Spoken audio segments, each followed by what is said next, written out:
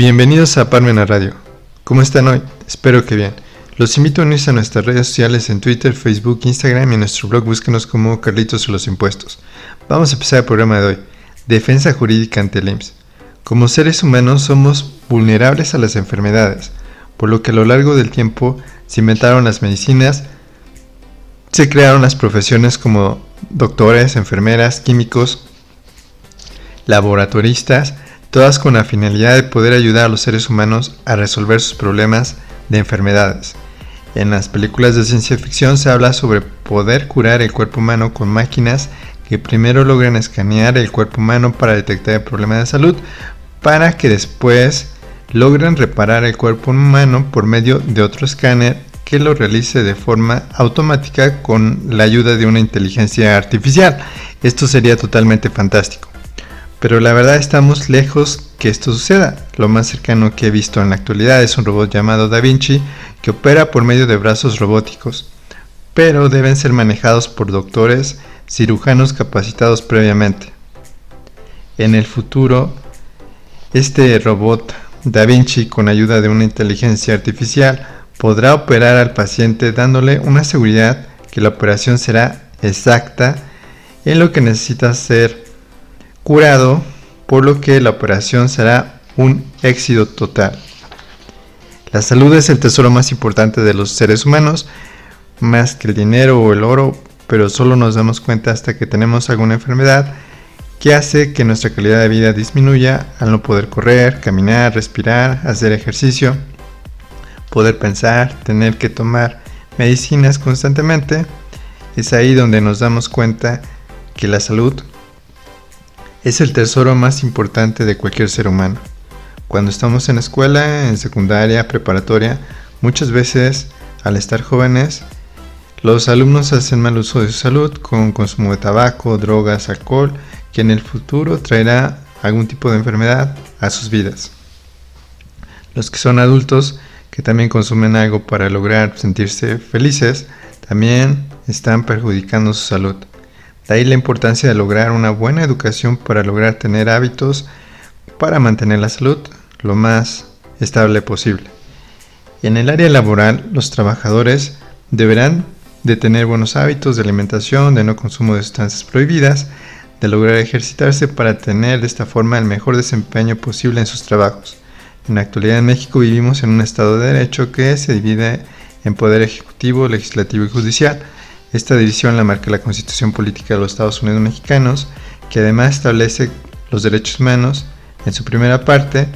en la que podemos ver que en el artículo 4 menciona lo siguiente: toda persona tiene derecho a la protección de la salud. La ley definirá las bases y modalidades para el acceso a los servicios de salud y establecerá la concurrencia de la Federación y las entidades federativas en materia de salubridad general, conforme a lo que se dispone en la fracción 16 del artículo 73 de la Constitución. Pero para que exista este artículo en la realidad, deben existir organismos para que den cumplimiento a este artículo. En el caso de la salud, el Poder Ejecutivo primeramente tiene la obligación de establecer esta salud pública para cualquier persona, por lo que en teoría deberían existir hospitales públicos para cualquier persona que no trabaje, que no esté estudiando o que esté estudiando, es decir, para el público en general, por el simple hecho de ser mexicanos. Ahora bien, en el caso de los trabajadores, sus patrones deberán brindarles atención médica porque son subordinados. Así lo marca la Ley de Seguridad Social en México.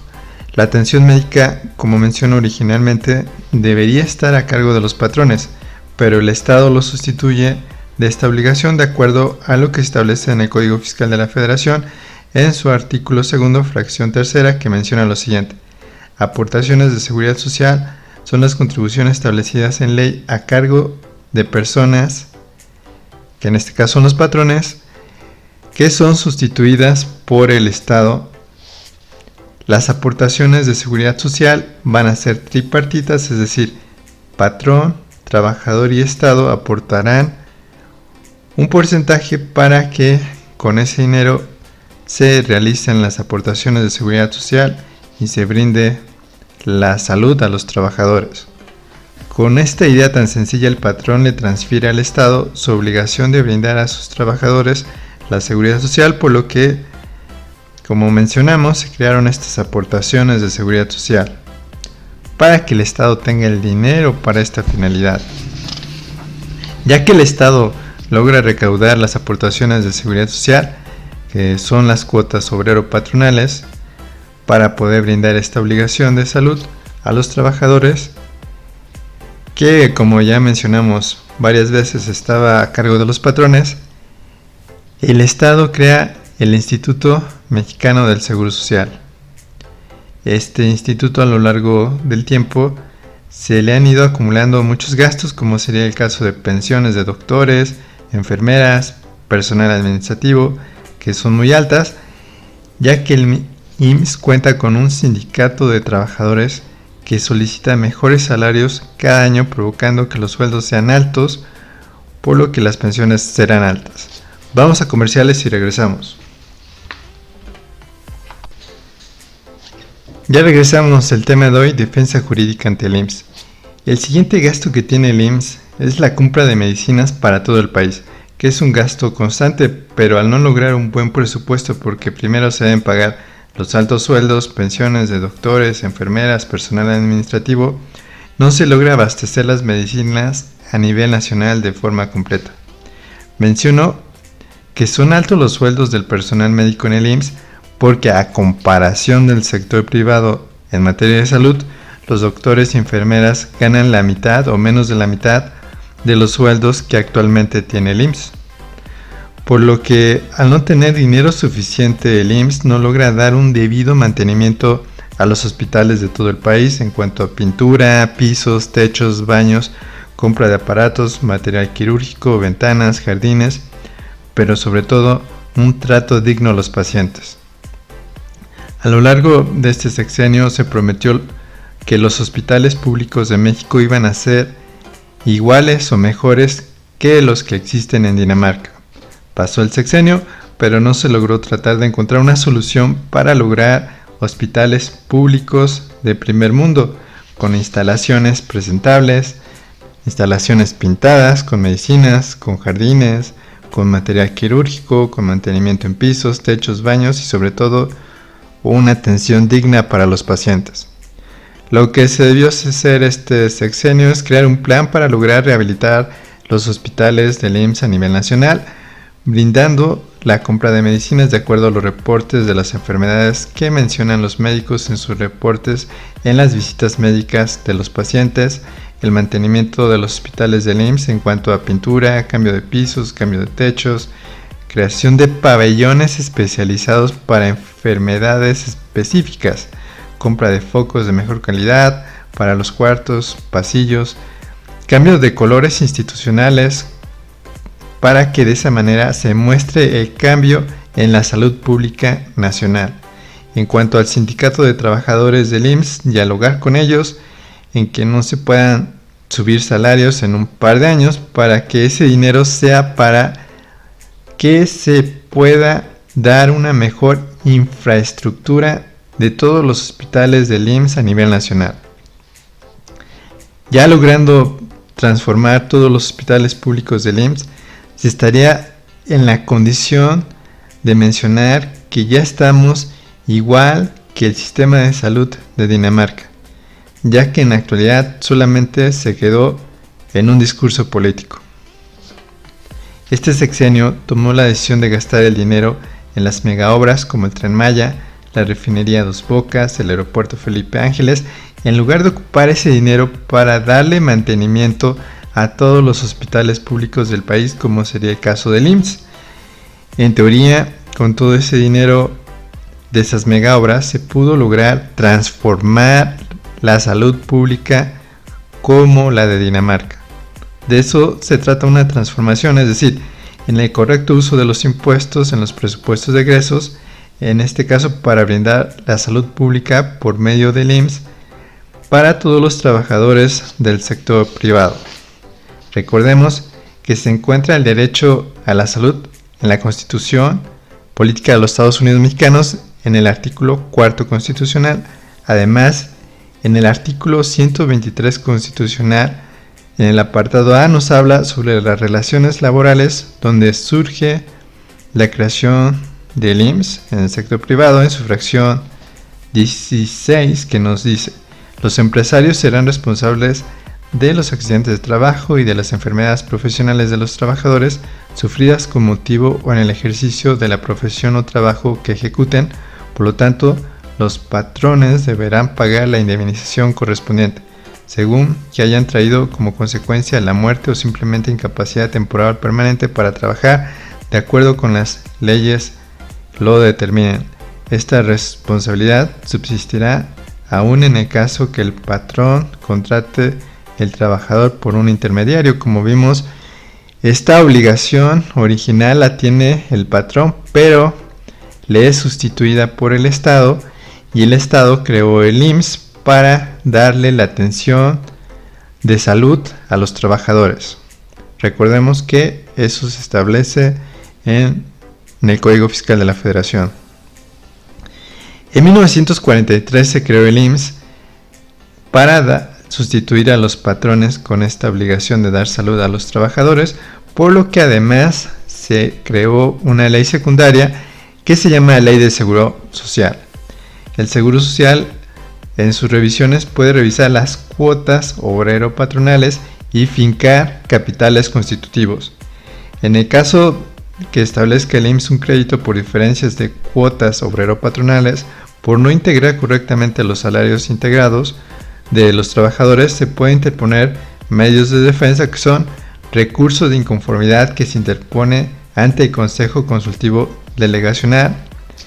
Si se llegara a perder, se puede interponer el juicio contencioso administrativo y el juicio de amparo.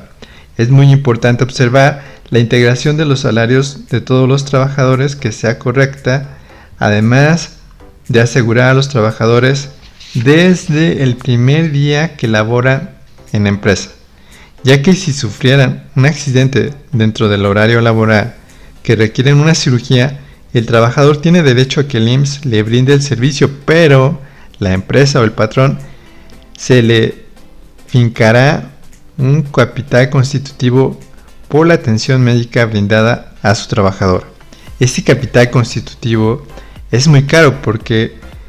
lo cobra el IMSS como si fuera un hospital de superlujo, pero la realidad es que no lo es. La única forma de una defensa jurídica por capital constitutivo será que el trabajador sea dado de alta días antes de su accidente, porque si es una hora o horas antes de su accidente, existen tesis que marcan que deberá pagar el capital constitutivo el patrón. Aquí, como estrategia jurídica ante el IMSS, sería que se aseguren los trabajadores, pero que no se les ponga a realizar alguna actividad de riesgo por lo menos un día o una semana, para que de esta forma se tenga constancia que el trabajador ya había trabajado varios días antes de su accidente. Otro tema importante que se establece en la actualidad en el IMSS es la corrupción, que aunque en la política establece que ya se eliminó, estas oficinas de auditoría tienen muchos casos de solicitar indebidamente a los patrones remuneraciones económicas a cambio de que no se les finque créditos millonarios, quedando indefensos los patrones al tener que ceder, porque una vez fincados los créditos millonarios no pueden ser eliminados hasta el momento de lograr una sentencia de nulidad en el juicio contencioso administrativo, que podría tardar años en que esto suceda. En resumen, el IMSS debería mejorar su infraestructura, compra de medicinas, creación de pabellones para enfermedades especiales, pintar sus hospitales,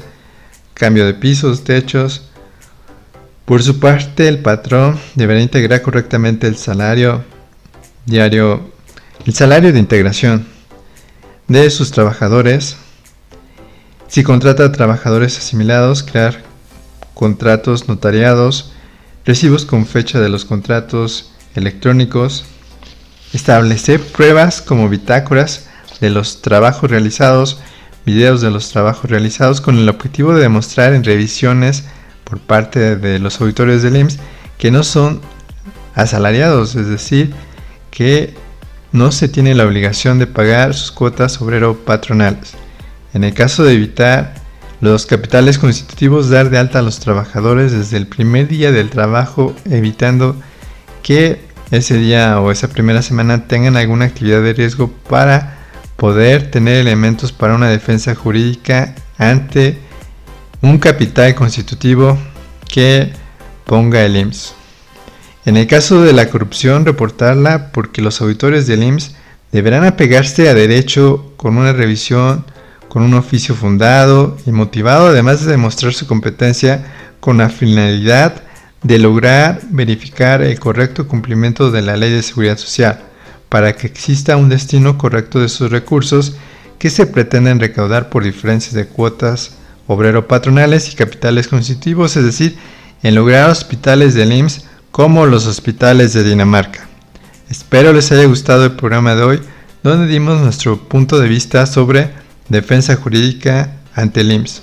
Los invitamos a comprar el libro Carlitos los Impuestos de forma electrónica en Amazon. Si lo requieren físico, está disponible en Parmenas Radio. Y recuerden que los impuestos no es un castigo, siempre que se ocupen para que se nos brinden nuestros derechos humanos por parte de los gobernantes en turno. Hasta la próxima.